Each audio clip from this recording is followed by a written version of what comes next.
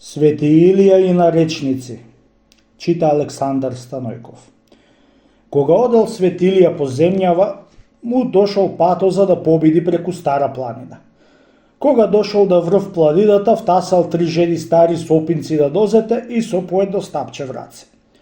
Со здравие, сестри, му рекол Свети Илија, ако дајет Господ, каде вака сте се завзеле за да патувате?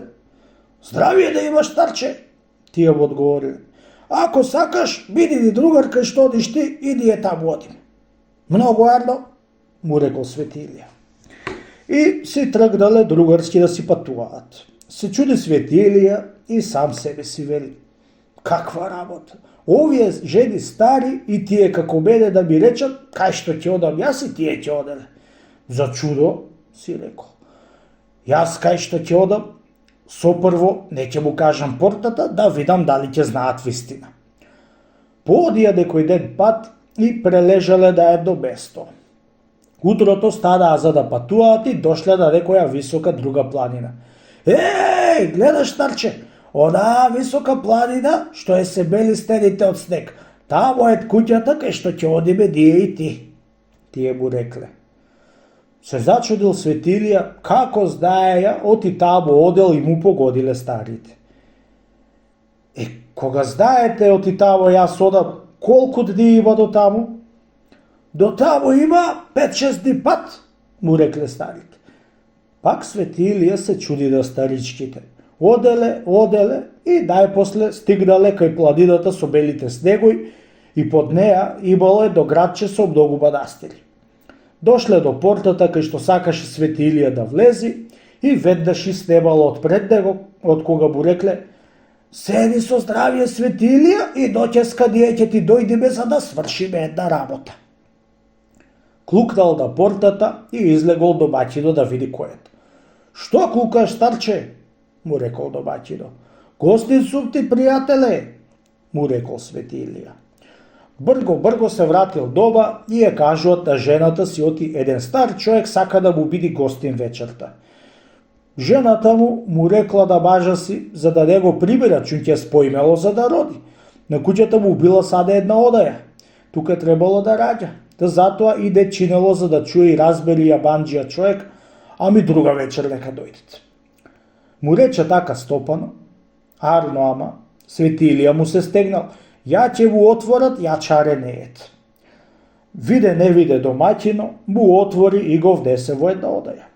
Зеде едно веленци и го обеси перде во одајата за да ја заскрие жената си.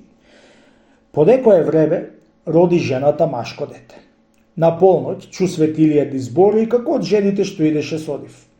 Едната рекла: Ево ни, сестри, што късмет да му врзиме на ова дете. Третјата рекла: късметот на ова дете што не мачи да идеме од Црно море преку најстарата планина до оваа висока белостенска планина. Нека му биди по 100 пари на ден. Повторила другата: Не, по 100 пари, ама ајде нека му биди по 5 гроши. Се кандиса и така му го врзаа късмето. Му се дажали да Свети Илија и му викна: Немојте, сестри мои, толку късмет малку да му даде. Чуки, видете колку арен татко и мајка имат, при се што нема кај да се завртат тие, ами и мене ме приема и ме гостија со што дал Господ.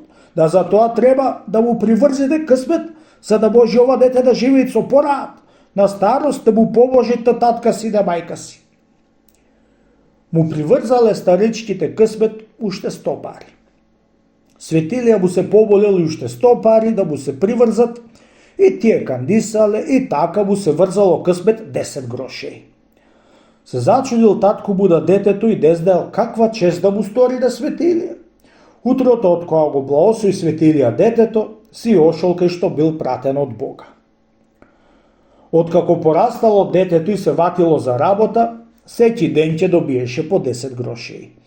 И си рекло субо: Јас со еден дуќан вадам по 10 гроши на ден. Ами ако вадам уште еден или два, колку поеќе ќе вадам? Нашол еден ортак и отворил друг дуќан. Работиле 6 месеци, една година и преслагале да видат што ќари извадиле.